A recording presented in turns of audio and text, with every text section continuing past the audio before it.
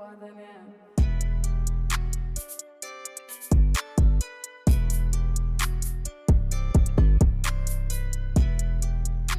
thank you so much for joining us on Let the Healing Begin podcast. I'm your host, Asia, and today we have Derick Johnson on with us. How are you doing, Derick? Doing great, doing great. How are you doing? I'm good, thank you. So you want to tell everybody whereabouts are you from? Yeah, so I'm from Florida, so grew up in Pensacola, Florida. And besides that, as a child, I lived in Germany because my family was stationed there. My father was Army and my mother's German. So elementary school, lived in Germany, and then we moved to Pensacola, Florida, the Panhandle, and then high school and college stayed in Florida. And after that, bounced around being military and just traveling a lot. Okay. So let's go back to your childhood. Now, growing up, were you like in a single parent household? Did you have brothers and sisters? What was your childhood like? So one, I had both parents, and I was the youngest of three kids. I was the only boy, so I was the youngest. I got the brunt end of everything. So sometimes it's the opposite. If you're the youngest, you're spoiled. It wasn't like that for me, which was good. It paved the way. But yes, so had both parents in the household. Both parents were successful in what they were doing. Father was military, mother was a teacher for private schools. So they were good at what they did. But in regards to like the home setting, at night, that's when it got toxic because of their past and everything with the drinking. So between the hours of 9 p.m. to 1 a.m., that's when they would release physically and verbally. But I could see that they could see that I could handle it. I'm not wishing that on people, but it just made me calmer and very hyper aware of things. So I feel like the childhood just prepared me for sports, military, life. So like when normal things happen where most people would stress as a kid and teen, I would just be calm because I was like, this is nothing. Y'all should see what I see at home 300 days out of the year. And then they're like, you're always so laid back. But it was mainly because I was the kid that was half asleep because I wouldn't sleep because of the stuff at home. So yeah, but one thing I can definitely say with the upbringing was both parents were disciplined. I would see them up at 4 and 5 a.m. working out, working on their body, working on their mind. The first ones at work never missed a day unless they're in the hospital sick. Besides that, the drink or anything didn't affect their career at all or their social life. It was more so when the door closed after the party and the cookout, our house was that get together place. Then it was just like the eruption. You're just like, did a demon just take over? Like what just happened 10 minutes ago? Y'all are smiling with the family and friends. And now it's just like rage for hours on end until they would fall asleep. But with that being said, I feel like that was like the path that was destined. David Goggins has a line. He said, callous the mind. When I first heard that, I was like, that's what was happening to me. I was callousing the mind. So I would use fitness as an outlet opposed to like going to school to fight or drinking or doing drugs or anything else. Fitness was just a passion and then to show up better for others. And you know what? That's really good. That you found fitness as an outlet versus like alcohol and drugs. Because like with myself, alcohol and drugs was my outlet. Um, Now when you mentioned like the whole rage and all of that, would it be towards you guys, or would it be like towards one another, or would it just be like kind of thrown in the atmosphere? It was thrown out as in releasing. So if people are familiar with having different ethnicities in the household, they have different mentalities. So Germans are very gung ho. It's my way or the highway. My dad's from Mississippi, a country boy. So he's like, my way or the highway too. So those personalities clash. They had a great marriage, still married to this day, 40 plus years, which is rare. But when it came to the household, the phrase I love you was just not said. It was more so suck it up, drive on, the military mentality, which I wasn't expecting the hugs and kisses and all that. I was just like, all right, it is what it is. That was normal. But I would say it was more so release, not of a stressful day, more so from their past. And it was only if alcohol was involved. If there was no alcohol, 2 weeks straight positivity, maybe there'd be the elephant in the air. But when the alcohol was there, then it would turn to multiple days of that. So an example could be African American male growing up in Mississippi, dealing with what happens in Mississippi. So that's one. Both parents were the oldest of many kids. So they had to grow up quick to teach the brothers and sisters basically to play the father figure, to play the mother figure, and all that. So they saw abuse in their house. So seeing that and a lot of other things, my father in the military, that PTSD and wild things that happened to my mother when she was a kid and she was a teenager. So going back to your question is when they would have that rage, I would notice in their eyes, they were looking through me. they weren't actually yelling at me. They're yelling through me. And at first, the first couple of times it happens, you're like, what's even going on right now? Like, good kid, don't do drugs, wasn't in jail. I'm like, all right, I would sneak out every now and then doing the normal teenager stuff. But besides that, there was no point to scream to the point that you would pass out and then like drop a glass and just like rage on ends. But then once I learned more about psychology and worked on my faith, I could just see that they were looking through me, not at me. And I would always tell myself that. But something that really helped me during that time period was just immerse myself in people's stories that went through things worse. So nobody ever knew about what was going on at home because I never complained. I would just have a blank face. I'd focus on sports, focus on class and everything, but I would never complain. So then, with that being said, I would be able to see the pain in other people's eyes. So I truly believe that people who have been through hell and been through dark times, they can sense it in somebody.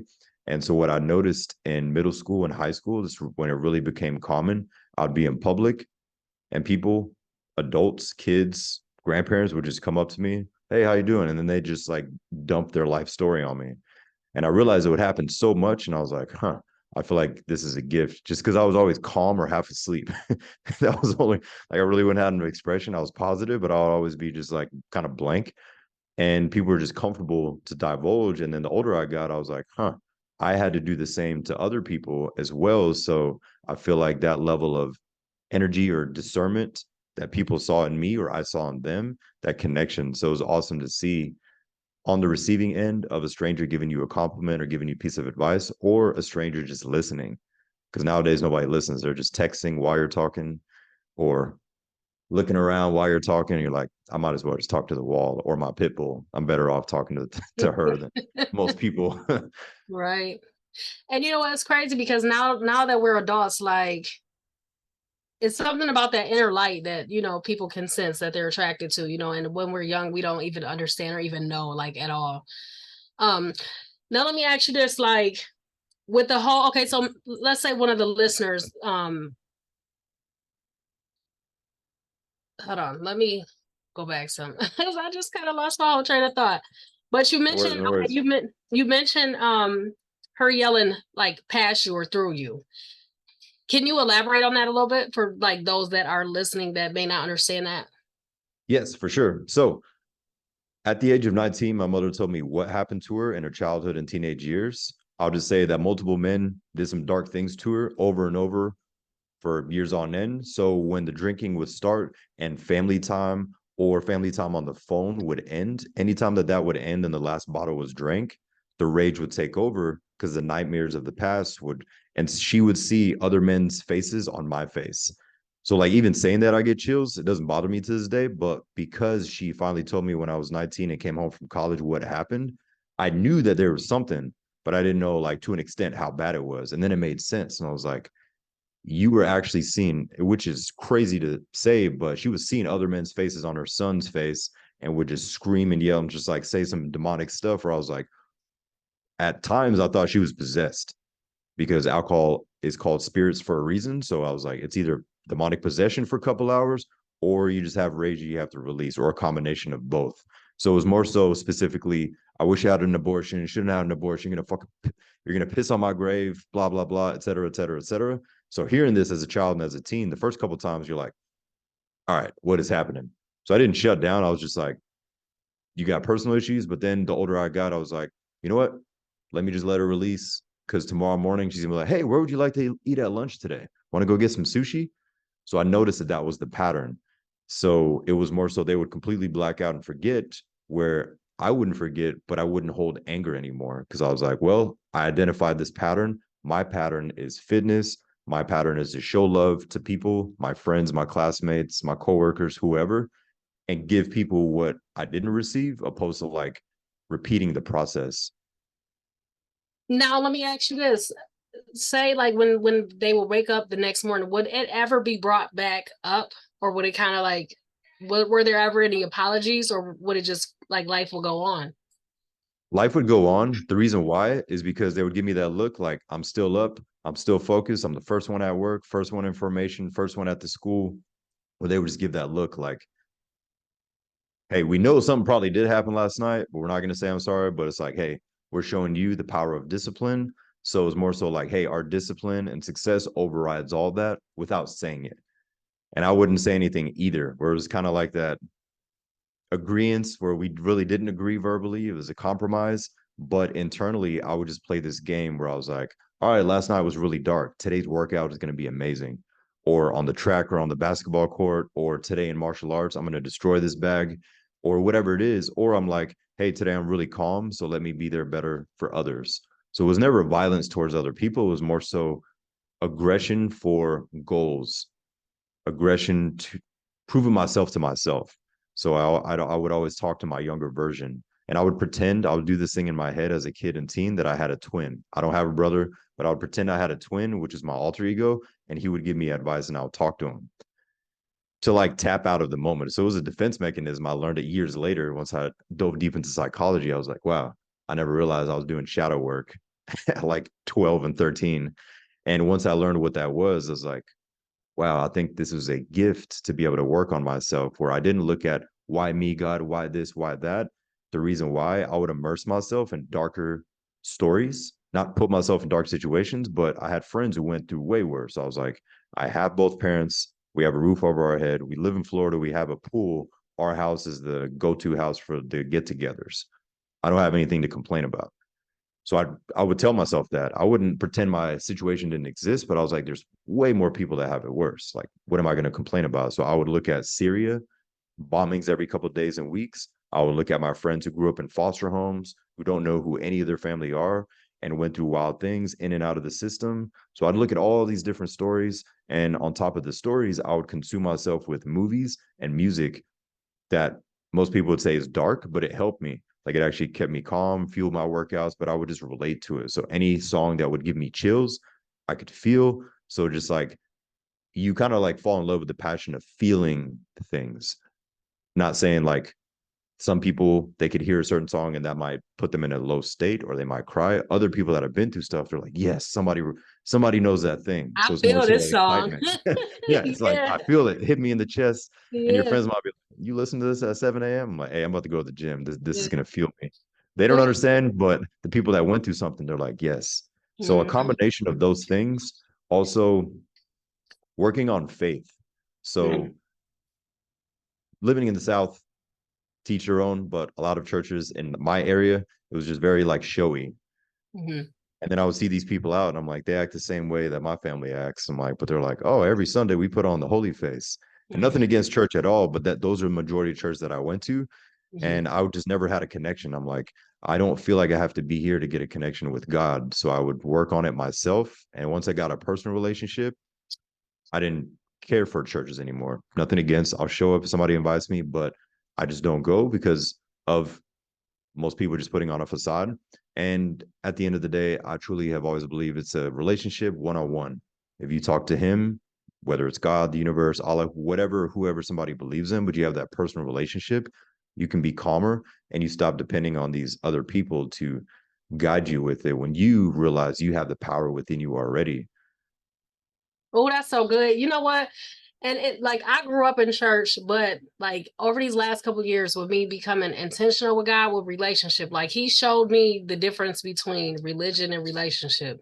He showed me how controlling religion is, and how free relationship with him is. And it's been times where I'm like, okay, because I did get out of the church, but it's been times where I'm like, let me get back in church so I can get back on track. And God has pulled me away from churches, and he's like, no, you don't need to be in church to develop this relationship with me, And it's Oh even yeah, been times where it's like, Lord, I want to get under this covering, and God's showing me like I'm all the covering that you need, and he's shown me about the one-on-one relationship, and it's completely different, like with him, like oftentimes we think of how, like you just said a minute ago, it's not to say anything bad about the churches, but it is a lot of churches that don't really talk about the struggles of life.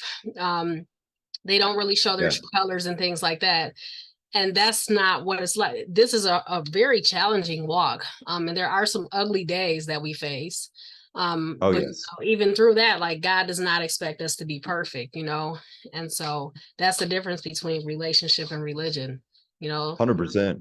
Yeah, a big thing that drove me away, I wouldn't say completely pushed me out of churches, but was just I would look around and I would know people personally in the church and they were tithing but they couldn't pay bills. And the preacher was trying to entice them to tithe. And I'm like, this is like a sales process. This is like an outdated MLM. Hey, we got the opportunity of a lifetime here, and then make them feel bad. That's at least what I saw at the churches I went to. I'm not speaking for everyone's experiences, but that's what I saw. And I was that kid who could see through it.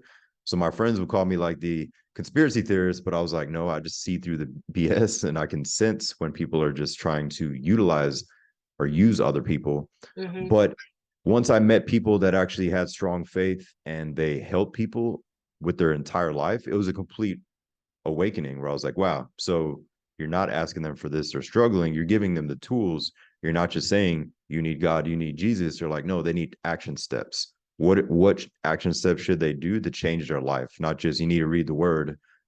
Okay, but if they don't know, like, where do they start? What do they do?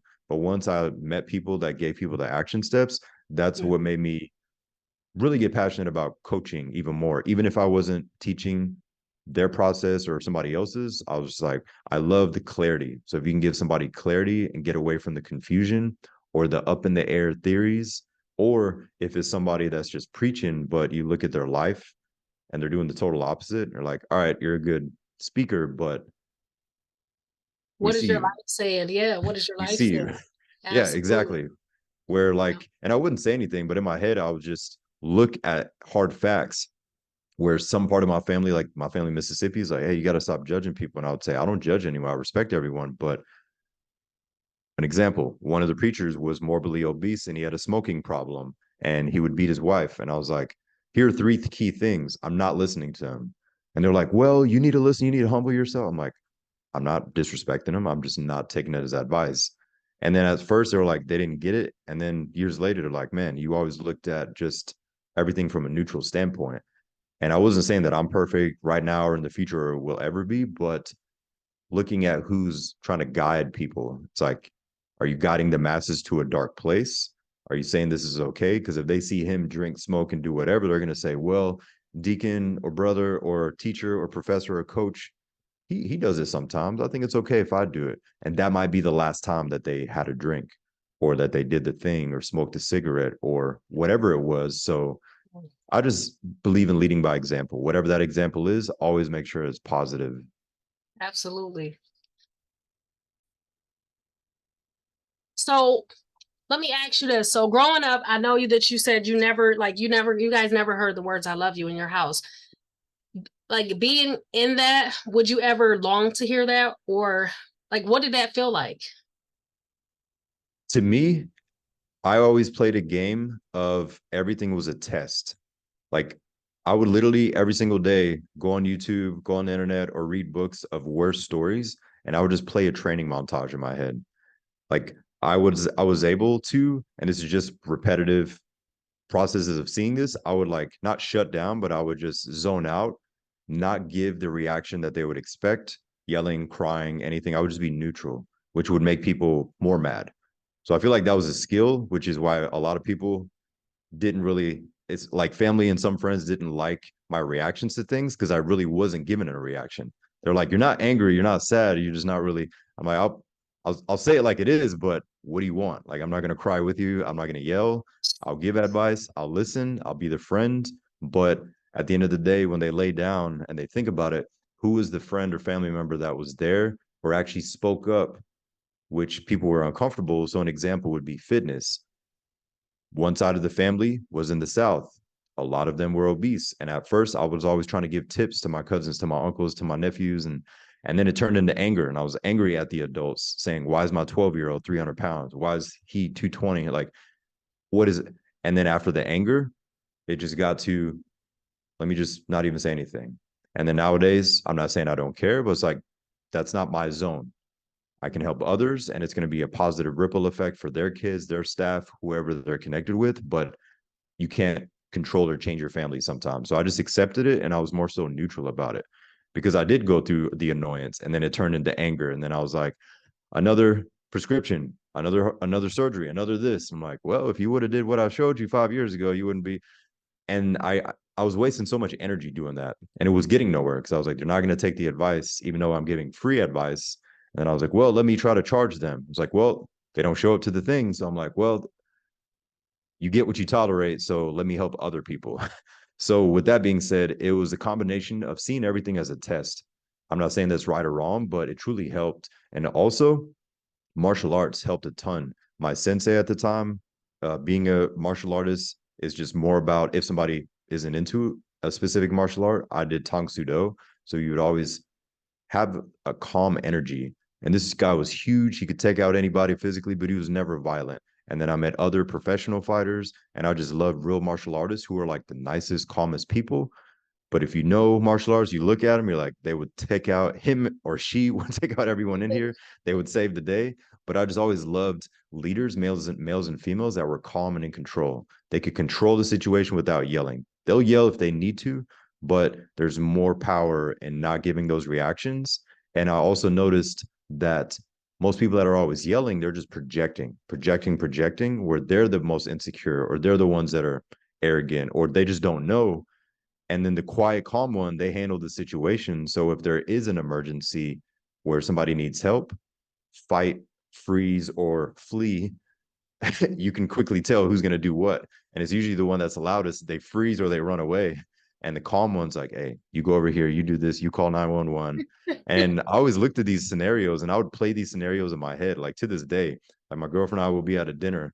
I might see that guy in that blue shirt. He's been drinking a little much. And I'll just rant on a scenario. And sometimes it'll happen like identical, where I can just see and sense something's going to happen. But going back to childhood, it just is that kid who was hyper aware. You're expecting something to be thrown at you. You're expecting this. It went from fear to paranoia to then just, oh, I can read the room anywhere.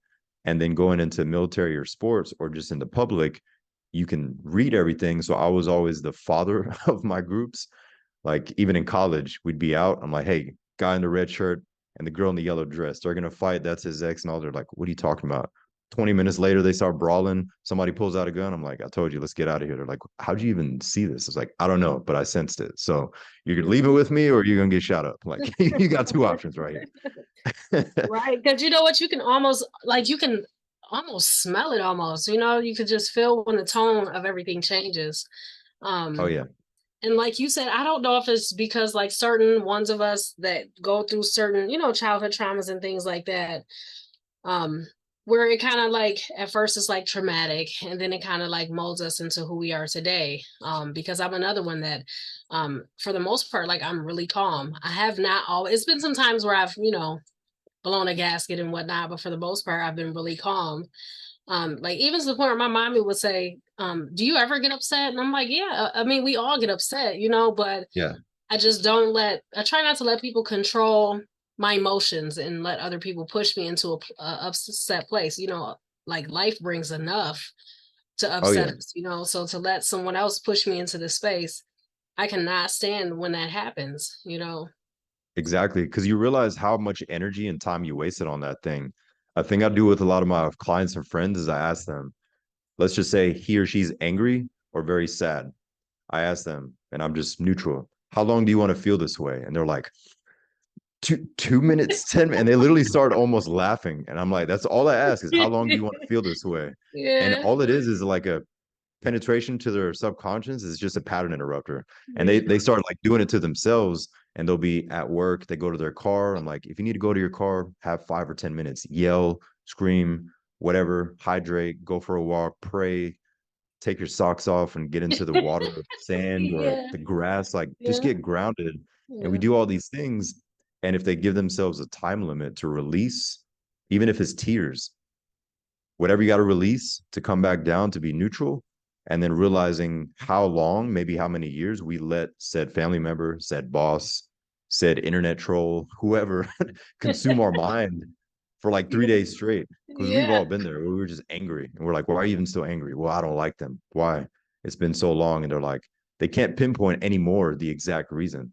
They like the anger has overrode the exact memory of what actually What happened. ain't that They happen? just never Yeah. liked each other, or both people don't like each other and they both forget why, and they've held it for so long and they wasted so much energy, and then they finally talk, they're like, why do we not like each other? I don't know. I thought you said this, I thought you did this, and there's all this assumption, and they're like, wow, so we got this fabricated scenario in our head and we've been pissed off for all these years, Yep. but we don't know why. What are Yep. we doing? And then you know So what? It's so easy. I'm sorry for interrupting you. It's so easy to get upset and mad and angry. And it's so hard to calm down from that. Let's say we run across a situation and we're just flaming, steaming hot. It's so easy to carry that and let it ruin our whole day. Oh yeah, From that moment, oh, everything else goes wrong. And it's like, no, sometimes I have to put myself in check because we do run into those situations where you're like, oh my goodness, or this person has me screwed up. But sometimes you have to check yourself like, no, I'm not going to let them control my life, control my emotions. Life goes on. It's so much other things in the world to be grateful for. I'm not going exactly. to let this person have have this on me. Um, Something that a mentor told me years ago was when you let a person make you upset, they pretty much win. They win, and that has helped me tremendously over the years. Oh Like, yeah, exactly. When I was 11 and 12, my dad was always playing Tony Robbins and Les Brown tapes, cassette tapes. Like I uh-huh. was in that shift of the cassette tapes to the CD players to then the Wi-Fi. So you're probably the same way. We saw the whole shift of everything. So Yeah. I would hear all these quotes. And one of my favorite quotes, I was in the backseat of the car. I was 11 or 12, and Tony Robbins said, "If my mother gave me the love that I wanted, I Mm. wouldn't be the man I am today. If my mother gave me the love I wanted, I wouldn't be the man I am today." And when I heard that, I'm a kid or teen getting chills. I'm like, yes. And so how people were catching the Holy Ghost, I was catching that same energy with the speakers because I was like, Yeah. yes, he's been through some real stuff. Yeah. Another one was you get what you tolerate. It's very straightforward, but like from ourselves, from others, like we tolerate how we react to the mother. We tolerate how we let the coworker continuously give us their workload because we say yes too many times. Like whatever it is, we tolerate ordering too much on Uber Eats and then wondering why we gained 7 pounds and we're bloated or we're getting acne because we keep eating this stuff. Like whatever it is, we've all experienced something. But zooming out for a second and just pausing before we react, that pause has so much power. Because normally it's like, I need this drink, I need this marijuana, I need to be around 10 of my friends to escape reality. I need. We just need to sit in the moment of that uncomfortableness and just be there. If you need to cry, cry for 5 minutes. If you need to yell, if you need to pray. But I feel like a huge issue with society is everybody's running from things. And the people that are the calmest, they're usually up early, they work out, and they have self-inflicted adversity. So they basically put themselves in a hard workout or they do something challenging, swim longer, run longer, lift longer, do whatever they need to start their day.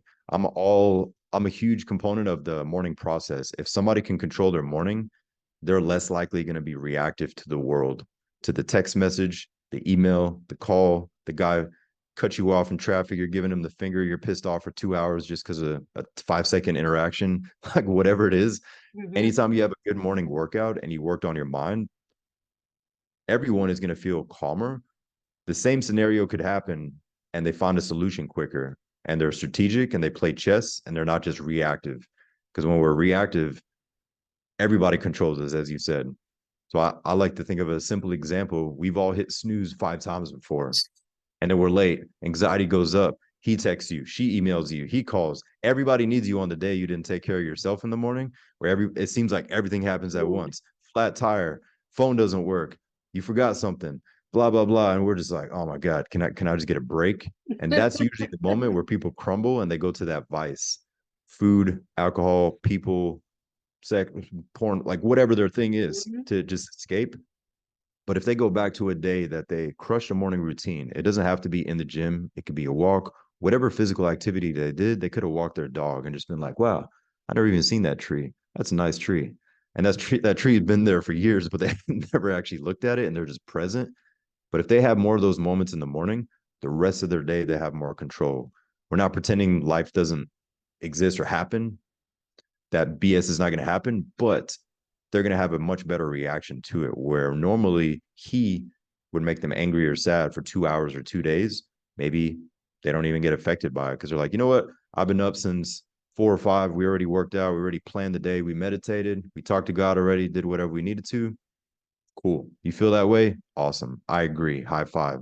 And they look at you weird, like they agreed. Normally they would yell back at me, but I just challenge people to control their morning and then control their day. Because now there's so much information overload on all these apps. Everybody's extreme. You got to eat this way. You got to do this. You can't do that. You can't do that. I just go back to the basics and say, I challenge people to wake up earlier, at the same time 7 days a week. The reason why their inner clock, their circadian rhythm will be set.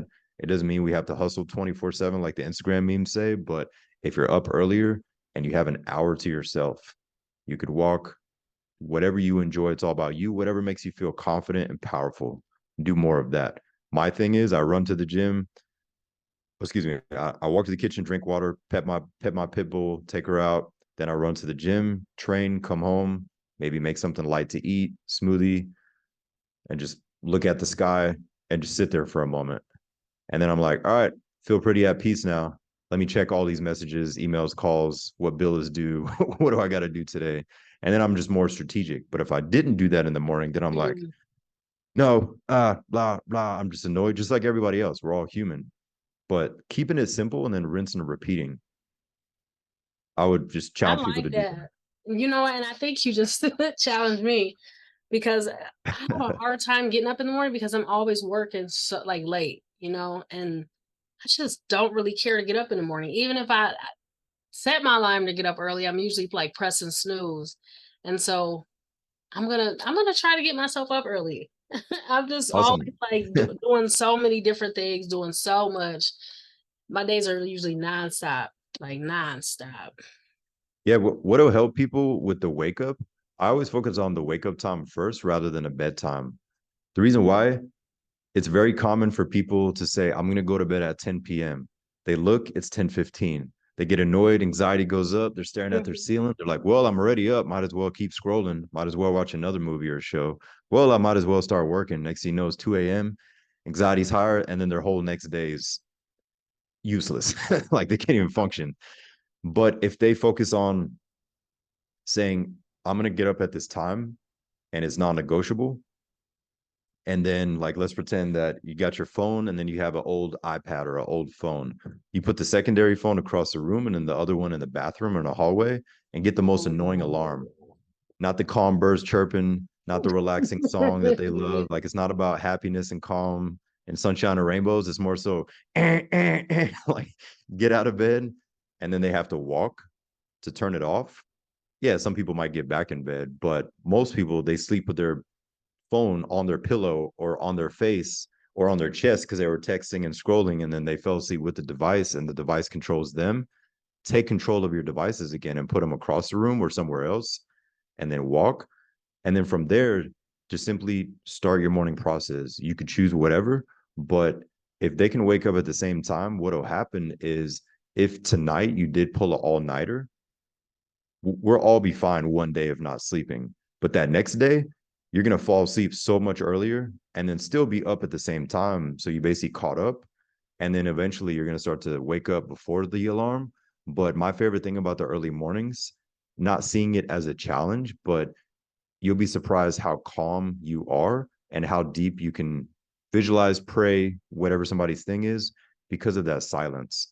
There's a golden hours between well, some people say 2 a.m. to 4 a.m. or 3 a.m. to 4 a.m. We hear a lot of the dark stuff, but there's also a positive side to it. If somebody is up around those times, I'm not saying people have to wake up at 2 or 3, but if they're up by 6 and they just like sit there in the stillness and don't touch their phone, they'll be surprised what they sense. Mm. And everybody's going to have their own experience of that. But the reason why is nobody needs you at that time. And you can have a moment of just complete silence and just see what happens. Somebody or something is going to speak to you, your conscience, God, Allah, your great grandpa that passed away 5 years ago, whoever, somebody's going to speak to you and you're going to sense something and they're going to have a realization. And it usually happens between those hours, between like 2 and 5 a.m. But it's crazy. Like it gives me chills to talk about because that calmness in the morning and the reassurance, a good way, at least this is how I feel, is it's almost like God or somebody you lost is like giving you a hug and you feel like a child again for like it could be 1 minute, could be 5 minutes, and you have that calmness. You're like, all right, cool. I'm here. I'm grateful. Okay, let me go about my day. But those moments, it's hard to even explain unless people have had those moments. But I challenge people to have those more and just have that complete silence in the morning and just add 1 or 2 things max to the morning routine, something physical and something mental. Because on the flip side, some people they'll add 8 things to their morning routine just to get that dopamine hit. Check, check, check, check, check. Hmm. And the rest of their day, they don't do anything productive because they're riding that high and they're Yeah. like, well, Yeah. I did these 18 things this morning, but it's not really helping them. Yeah. And see, I think I would do okay with like two things. I think getting out walking the dog in the morning and just sitting like with that stillness, like you said, and maybe reading a couple verses out the Bible. Like I think that would be good enough for me. Because I'm so productive throughout my day. Like it's Awesome. like you said, just taking a moment before anybody needs me. you Yeah. know? Because it's crazy. Just we're always doing everything for everyone else. So a thing that I challenge people to do as well is set yourself you time in your calendar because your calendar is filled with things for everybody else. Oh, Bills, companies, coworkers, staff, whoever, somebody's birthday. Like everything is for everybody else in our calendar. What is in the calendar for you? So like I tell my clients and my friends, I'm like, hey, schedule whatever you want to do. My thing, I love lunch. So we'll just find a random restaurant, go have lunch, whether it's me alone, me and my girlfriend, or we just sit, but we plan it. We actually put it in our calendar. Some of our friends are like, that's weird. Y'all are always in business mode. I'm like, no, it's not about the business mode. It's more so, it's actually an excitement when the 10-minute alarm goes off. Hey, 10 minutes, you're supposed to get an Uber and go to this restaurant. You're like, oh, it's like an endorphin hit, but it's for your own mental health. Or if somebody has a spa day or they want to get their hair done, whatever it is. Or if they don't want to spend money, they can just say, at 12 p.m. on Friday, I'm going to hike at that park for 1 hour. I'm going to leave my phone on airplane and just go. But whatever they want to enjoy that's going to make them feel good, put it in their calendar. And then they're going to laugh when that alarm goes off. And they're like, wow, this is different. I got my power back. Like, huh, this is interesting. And that's all it's doing is making them present with themselves. So they're like proactive instead of just like, oh, there's the alarm. Oh my God, I got to be here. We're just flipping that. I'm gonna have to try that because, like you said, now that I think about it, I have everything in my calendar but me. Like that's so crazy. I never thought about that. Yeah, it's wild. Um, it's also like just going back to the basics of how can we take care of us? Like, how can you take care of yourself first to show up better for others? Society would say that's selfish, but they don't understand selfish is when you're not working on yourself. When we're like putting ourselves down, that's us being selfish. So the example is alarm goes off. I don't want to get up. My dog has to poop. Nah, I'll take her in 4 hours. Selfish. Whatever the scenario is, every human is selfish to an extent, but in those moments where we don't feel like doing that thing, if we could just say out loud or in our head, people depend on me, Mm, whoever it is, pets, family, coworkers, staff, when you can think of others, we get a rush and we show up better. So uh, that's a huge thing that's always driven me is like, I don't want to do this thing. And I'll say, people depend on me and I'll think of somebody. If that doesn't work that powerful, it's not going to work every single day. Another thing that will work as well is think of somebody in your family that went through the worst thing. So I think of my Oma, my grandma in Germany. She survived the Holocaust and she would hide in the attic. So if wow. my alarm goes off or I have a call and I don't feel like doing something, I'm like, I'm alive because she hid in the attic. Am I really not gonna do this thing? And then like it just brings me perspective. I'm like, am I really that soft that I can't go do this thing? And she survived that. Or on father's side, with everything wild that happened in family history in Mississippi, it's like they went through this, and I'm here complaining about slow Wi-Fi, like, or I'm tired, or I'm hungry. Like we really don't really have that many issues. I mean, yes, they're real issues, but if we perspective hop like that, that can help a lot of people to bring them into the present moment where they're like, let me get out of my own way because it's always like me, why me, God? Where sometimes we need to zoom out, like who endured what and went through what hell to have you here, whether we like them or don't. That doesn't matter, but they went through something like we're alive for a reason, and to Yep. just humble us for a moment and then attack the day. But those would be two things: is to say out loud and in your head, people depend on me, and then think of people in your family tree. And if you don't know it, you might learn something new, but those stories will give you a rush. And it doesn't mean you have to rekindle those relationships. It's just like learn what Uncle Jimmy or Auntie whoever went through. And then once you figure that out, you're like, wow, I didn't realize they went through that. What am I complaining about? Could be worse. Yeah.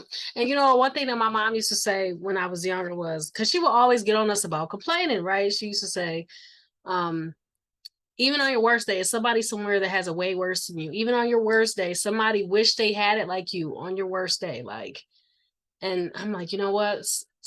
So, and it's really true. Like, it's really true. It's Oh people yeah, that are mourning their children that didn't get to wake up today just for another day for me to be here to complain, you know? And it's just, exactly. you know, we are very fortunate. Oh yeah, and even like if we're in public walking past the homeless person, child, woman, man, whoever it is, and we see them with the dog, if you see their excitement and their happiness with their own dog, and I saw a video a couple weeks ago where this guy interviews people in the cities, and he interviewed this one homeless man, and he's like, "Man, your dog, I always see you at this gas station, always looks so healthy, so happy." And he was like, "I lost my family, it's the only thing I have, and this is what I take pride in." He's never gonna miss a meal. If I miss a meal, she won't. She's gonna have a bath every 2 weeks on the dot. It was Aw. like clockwork. Like you ask him about it, and it was like that dog's teeth were white, everything was healthy. It's like he's like, I'm my own vet. I don't have the money for a vet, but I'm a and just his whole mentality of it is like, wow, he loves this thing and he's giving it the best life. And the dog doesn't know. The dog's not complaining, fed and healthy and happy, and just taking care of his things. Where it really stood out to me seeing that video where I'm like, wow, what do we really complain about? We made our own mess, and this guy is going through the worst, lost everybody, but he's taking care of what he does have, which is the dog that loves him. So, but yeah, everything just goes back to perspective hopping. If people can pop out of their own situation to jump to another one and then come back, take a breather and say, what can I control? And then take action, opposed to just reacting to everything. Absolutely. So let me ask you this, like, I know that you said that your mother had explained like what happened to her growing up. Did you guys ever like have a sit down once you became an adult and like you pretty much like let them know how you were affected like dealing with all this growing up? No, I'm not saying that's right or wrong, but no, it was more so my mission was let me help so many people in such a positive way. Also, their friends that stopped being their friends, like I had it planned out. And instead of 16-year-old me who wanted to throw them a middle finger, show up with a bag of cash like a rapper and be like, hey, I made it. Screw you. Like that was my teenage mentality. Like I'm gonna make it. I didn't even know what I was gonna do. I was like, I'm gonna make it. I'm gonna come back, throw you a finger, throw you a bag of money, and say I didn't need. And that was just anger. That was that child that was still angry. And the older I got, I was like, let other people's experiences working with me speak. So the more that they see that and hear that, then we go from there. So I don't know when, I don't have a plan, but when I do it, it's going to be more so go to the house. Hey, before we talk, before there's any argument, I want you to watch these videos. So I want them to watch all client testimonial videos, not in terms of a business standpoint, but just people saying, I stopped drinking. I did this and this. I recovered from a divorce, like just real scenarios. And then they'll notice a few of their old friends are in those videos that turned into clients. And I didn't do Wow. it from a selfish standpoint, but it was more so like, all right, after we watch this, can we have a normal conversation? So it isn't an aggressive approach. It's more so like not tossing the bag of money and saying, hey, I made it, mom, blah, blah. I don't need y'all. I need you, dad. It's more so, hey, thank you for giving me the discipline. It worked. This is what I created. But also thank you for the pain because I wouldn't be this focused animal or whatever you want to consider yourself that is not going to be phased by things, but to help others.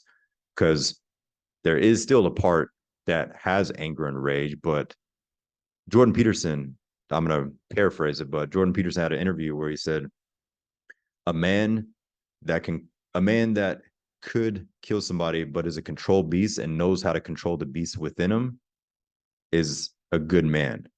So basically, it's the same thing for women. A woman that has been through the worst that can control that rage in her and doesn't release it. But if she needs to save others, she can and he can, but they can tame that beast within them. They have control. That would be my approach. So it's more so, it's not to rekindle anything for me because I've done the inner work and I feel like me working with God, hiking, traveling, doing just natural remedies and all that was able to heal and just serve others. And I feel like every time that I see other people winning, I'm not saying because of me, I feel like we're all vessels. If an idea comes, we just flow and help somebody else, and it's a win win where everything is connected. So I've just always thought of it that way, where I say, okay, if I can positively affect these people, there's a positive ripple effect, opposed to negatively infecting. And then we just build like a cesspool of negativity and I cuss you out in public, you're angry now, you cuss at your kids, your dog pisses you off, and like it's all the negative trickle effect. And it started with that one person who said something or did something, and it all just trickles down, ruining everybody's day. So I've always looked at things like that, but it's more so now in a positive light and not wasting energy to argue or prove myself to them or anybody. Where it's like, hey, it is what it is. If we can't talk, cool. If we can't talk, cool. I'm cool either way. But going back to that, one of the best things I honestly did for myself, and this may help people when it comes to family, the best thing I ever did for my own mental health was changing my phone number. At Oh, this current moment, none of my family has my phone number. They can message me on any social media app, they can email me, but nobody can call me. The reason why is I used to get blown up with negative drunk texts, negative drunk voicemails, like 40 at a time at odd hours of the day. So if I'm in a coaching call or in the gym or doing whatever, boom, boom, boom, boom, boom, boom, boom, boom, boom, just sparking up where I'm like, and I knew what it was if it went off too many times. Like, all right, somebody's been drinking, they're just ranting. And it would happen so much that it was affecting relationship or the anger would be lingering for 3 hours. And I was like, I have power. Let me pay, I think at the time it was 25 bucks. Let me pay the 25 bucks to change the phone number. And I did it. And I never got any calls or texts. Like it was the easiest thing, but all it was a boundary. So like yeah. what boundary could people set to say no longer? Or some people say draw the line in the sand. That was my line in the sand where I was like, you don't have access to me. You limit the access. I might not respond to the emails, but I have the power on that. But teach your own, but that's just at least what helped me. And it was mainly because it was throwing me off seeing text come in. Not what was said, but more so the annoying, that lingering feeling where you're like, I don't even want to read it. I got Hmm. 4 voicemails. I don't even want to hit play because you got to listen to the whole thing before you can even delete it most of the time. I don't want to hear that garbage. Yep. And it would just be like, just annoying. And I'm like, Yeah. I'm not allowing anyone to have control over me like that. So that's a Yeah. huge thing that helped.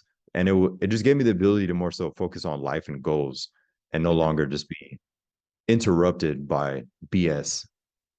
And you know what? It is like hard, especially like when you try to put up those boundaries. I mean, it's some underlying like it's kind of like I'm not allowing the anger or the frustration to come to the surface just like so easily.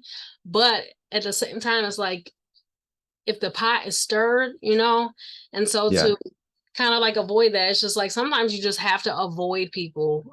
Another thing that my mother used to tell me was like it's okay to like feed people with a long handled spoon. It's okay to love people from a distance, and sometimes we have to establish those boundaries for just strictly for our mental health and our well-being. If it's a person in your life that stirs up this eerie feeling or this uncomfortable feeling every time you deal with them, or every time I'm conversing with somebody, if they stir up, if it's an argument or a disagreement that results from our interaction, then by all means, if you have to distance yourself, then do whatever it takes. Oh yeah.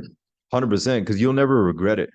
Nobody's ever going to regret it. The only time that they feel they're going to regret it is because they're listening to everybody else's opinions and they allow everybody else to run over their lines. So it's just a bunch of people that allow everyone control over them. So if you do something different, they're going to be like, oh, well, you're arrogant. You're stuck.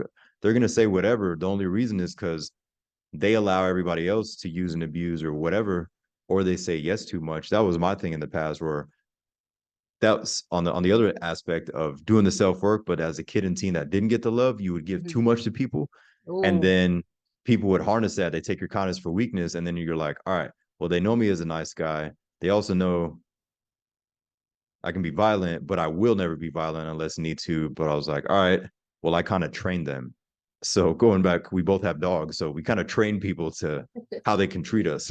yep, It might be negative, it might be bad, or that might be like, hey, it's that time of the month. I got a lot of stuff going on. Could yep, you Venmo me again? I pop up every 6 weeks when I need some help because bills are due. yep, And like some family or people only contact you when they need something. yep. And just identifying that was also a thing that helped where I stopped. There's one time said male in my life would always come around for help. And he was there when I needed help before. I was there when he needed help, but I started catching the patterns and I was like, watch, in 2 or 3 weeks or 2 or 3 months, going to reach out and create some sob story. There's always some story where it's like 5 paragraphs or something. I'm like, man, you always got some stuff going on. And I said that in the text. I was like, you always got some stuff coming on every 90 days. Is that when a bill is due? And I asked him and he got silent. And I was like, dude, just be upfront.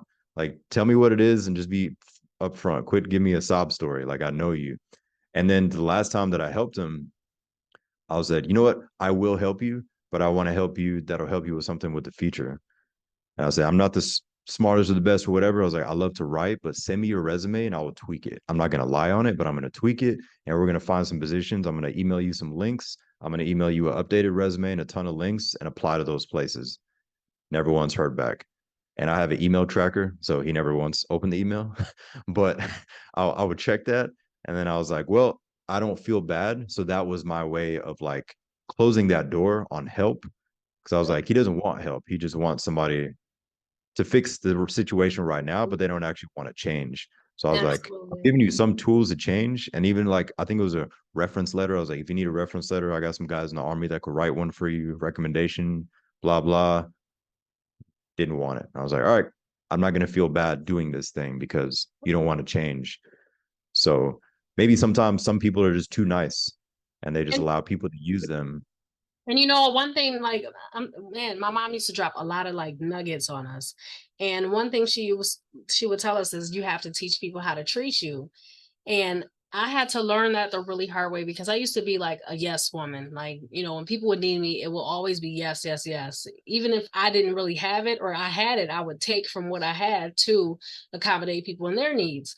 You know, and I'm starting to notice this pattern with some people, you know, they only call me when they want something or when it's something that I can do for them, you know, and I just got really sick and tired of that. We get sick and tired of that. Oh, And, yeah. like you said, you do run across some people like you with giving him the tools that he needs to better his situation. Some people don't even want the tools. They just want you to reach in and solve the problem for them so that they can keep on going. You know, they get comfortable in Oh, that yeah. and they sometimes people don't want a way out, you know? And sometimes like when we do too many favors for people or look out for people too much, they get spoiled by that and then they start to treat you like you're obligated to do those things. And when you start to say no, then the whole narrative changes, you know, like you said, Yeah, you're selfish or they become a professional reverse psychologist. You're like, oh, now you're the mental expert. Now you're gonna make me feel bad for not helping you, and you're gonna create all these scenarios. So when we're yeah. in bed, we're like, man, am I a bad person? And we start questioning ourselves because yeah. they just went on this whole narcissistic psychological journey. And you're like, Yeah. damn, where did you study at? It's wild. Like people get creative where they try to get at you because I was on the receiving end of that where I would literally feel bad and question myself. And then I just snapped out. I'm like, who am I questioning? I'm like, it's okay to say Yeah. no. Or as you mentioned earlier, sometimes it's okay not to respond or not to show up and just kind of just slowly fade away and disappear. Yeah. I think of that GIF or GIF, whatever they're called, where Homer Simpson goes into the bushes and you just kind of you're like, hey, I'm not saying nothing. I'm out. I know what's about to happen. Sometimes you do gotta leave people on red, you know? Oh I yeah. like that. So, I know that you have like through all of this, you have wanted to help people. And so not just wanting to, but you've actually like started walking in that. So from everything that you've been like went through in your past, what is it that you do now? I know you said you do some coaching, but what is it that you fully do? So I do personal coaching. So there's two things. There's the fitness aspect and then there's the life coaching. So I've always believed in the mind body connection. So what inspired me to get into life coaching was seeing fitness clients that months or years later lost their results. I felt like I let them down. Yes, internally I was like, oh, they're weak and they fell off. At first I was thinking that, but that was past version. And then I was like, I didn't give him or her the tools. Mm. So once I got the tools to change the mentality, to get rid of traumas, to get rid of whatever needs to get rid of, they less likely ever go backwards. They might have a day that they do a little thing, whatever, but it's not 3 months of just going backwards down the hill. So it's two things. One is fitness coaching, the other is life. So we focus on the mind body connection. So an example could be some people in their career, they're very successful, but then they binge drink or they're in shape, but they're financially struggling. Like whatever it is, everybody has something. So we pinpoint what that thing is and then work on that because it's always deeper than abs or a nicer butt for the summer or this and this.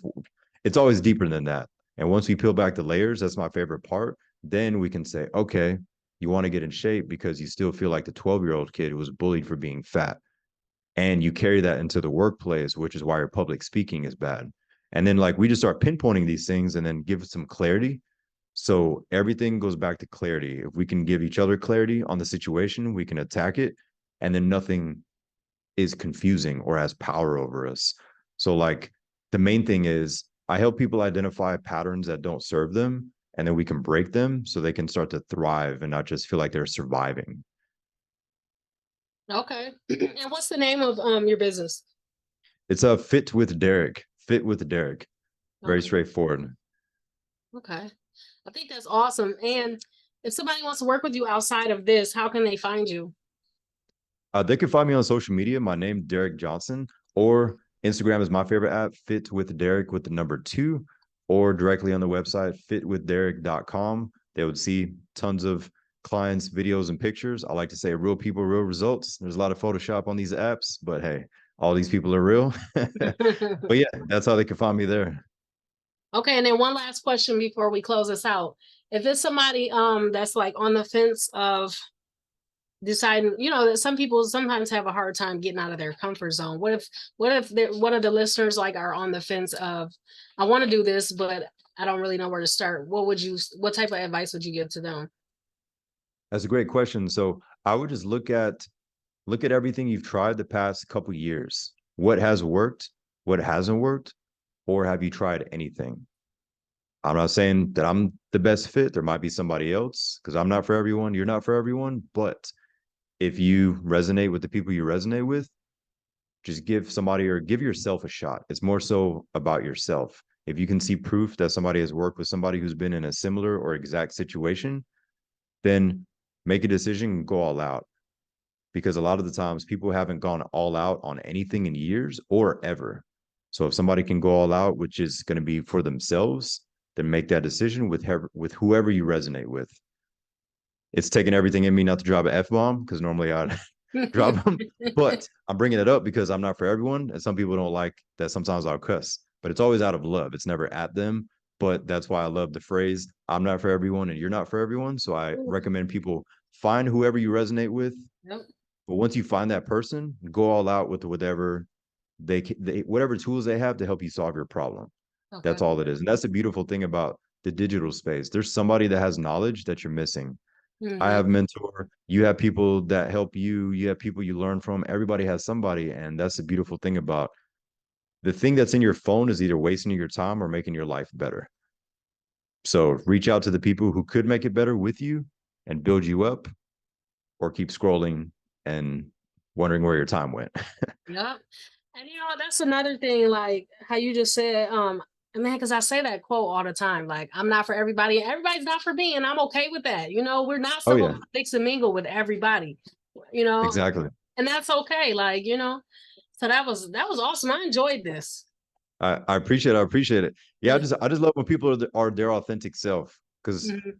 everybody's playing a facade, trying to brown nose everybody or trying to fit in Yeah. with everybody, but you can sense it. It's just like, what are y'all Yeah. doing? Everybody's just acting. But then when you meet people that are authentic, even if you don't like them, like one Hmm. of my best friends visited us a couple months ago. We have totally different life and political and like all different beliefs, totally different. But we agree to disagree and we keep it moving. We have each other's backs. That right there is so rare nowadays. Now It you is. say one thing, they cut them off, and it's just like too Yeah. much wasted energy. Because people don't understand, like, just because we have two different outlooks, everybody's not raised the same, and life does not do the same things to everybody. My outlook Oh is going to yeah, be completely different than yours because we're just two different people. We were raised in two different households. We were taught different values, and that's okay. Like, we don't have to agree on everything. That's what's supposed to complement, and things like that. But some people oh yeah, they can't get past, the things that they know or the things that they perceive. When really the world is much bigger than what one person perceives. exactly, 100%. Yeah. Yeah, whatever. The last thing I just want to leave people with is just focus on becoming the man or woman that you would be proud of and give him or her to the world. Focus on becoming the man or woman that you would be proud of and give him or her to the world. Because if God has you still here, you're still alive, work on yourself, make yourself better. Everybody you come in contact with will feel that energy and they will want to level up. And it feels amazing to see others, because the best way to celebrate and party, quote unquote, is when everybody accomplished their goals rather than partying to escape reality. Absolutely. And that's another thing. Like people love to escape reality, but honestly, that does not do anything. That doesn't solve anything and it doesn't heal anything. It's a short term like getaway, because when you come back to reality, it's everything's gonna all the same problems still remain. It's best to Yeah. just deal with it, put it on the table, deal with it, and then just like know that we're human. We're not made to be perfect. Everything is not gonna happen in one day. It takes time. It's a Oh process. yeah. Things, and not Exactly. run from things, like actually deal with it, so it's not lingering over your head. It's kind of like, if you are late paying a bill, how you just got that ringing on in the back of your mind. That's kind of like, when we don't deal with problems, they just linger and linger Yeah. and linger. Yeah. Yeah. The more that you can face those problems or face those fears, the more inner power you'll get. And it's awesome to see that in people. That's one of my favorite things to see when people just have that that look in their eye where there's something clicks and you're like, oh yeah, they're not going backwards. They're like, I made a decision. They didn't even say it. You just see that in their face and you're like, Yeah. it's my favorite moment. Seeing that. And the next thing you know, in a couple weeks or months, whenever you see them again, they're just still focused. And you're like, yes, Yeah. something shifted and they broke that past way of thinking. You're like, that's amazing. It's exciting. It's so exciting to see other Oh people yeah, wake up and step off into like what, how things should be. exactly. Yeah, life is too short to be miserable. So what can we do And today to get better? Because people it depend is. on you, people depend on me, and if you're not right up in here and in your body, and if I'm not right here, people are gonna feel it, and we're just gonna ruin somebody's day. Absolutely. And our own. Oh yeah, So thank you guys so much for joining us on Let the Healing Begin podcast. Please head on over to Amazon and purchase a copy of Back in My Day by Asia Wilson. And then also head to www.greatergrowthllc.com and support the t-shirt and hoodie story. Thank you guys so much. And until next time.